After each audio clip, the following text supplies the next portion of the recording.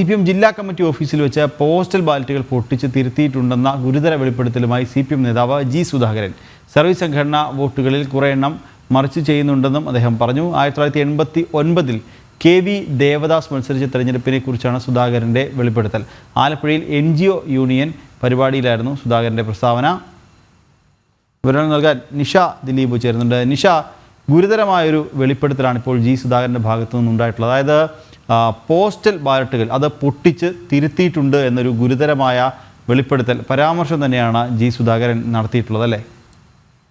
നിഖിൽ, തീർച്ചയായും രഹസ്യാത്മകത സൂക്ഷിക്കേണ്ട വോട്ടെടുപ്പിൽ പോസ്റ്റൽ ബാലറ്റുകൾ തിരുത്തിയിട്ടുണ്ടെന്ന ഒരു ഗുരുതരമായ ഒരു വെളിപ്പെടുത്തലാണ് ജി സുധാകരന്റെ ഭാഗത്തുനിന്നുണ്ടായത്. തീർച്ചയായും നിയമപ്രശ്നങ്ങൾ അടക്കം ഉണ്ടാക്കുന്ന ഒരു പ്രസ്താവനയാണ് ഇന്നലെ ജി സുധാകരൻ നടത്തിയത്.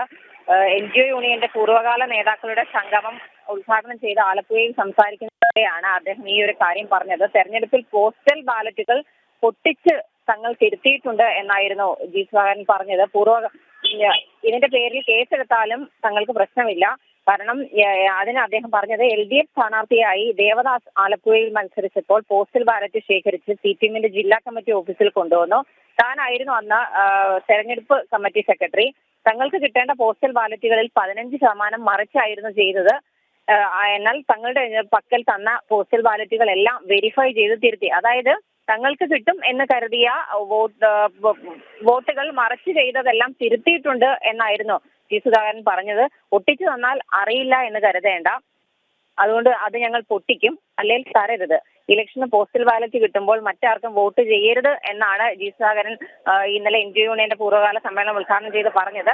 കാരണം തങ്ങൾക്ക് കിട്ടേണ്ട വോട്ടുകൾ മറിച്ച് ചെയ്താൽ കൃത്യമായും തങ്ങളത് അറിയും, തങ്ങളത് തിരുത്തുകയും ചെയ്യും. അങ്ങനെ തിരുത്തിയിട്ടുണ്ട്. ആലപ്പുഴയിൽ LDF സ്ഥാനാർത്ഥിയായി ദേവദാസ് മത്സരിച്ച സമയത്താണ് തങ്ങൾ പോസ്റ്റൽ ബാലറ്റ് തിരുത്തിയത് എന്നുള്ള ഒരു ഗുരുതരമായ വെളിപ്പെടുത്തലാണ് ജി സുധാകരൻ ഇന്നലെ നടത്തിയിട്ടുള്ളത്. നിഖിൽ, ശരി.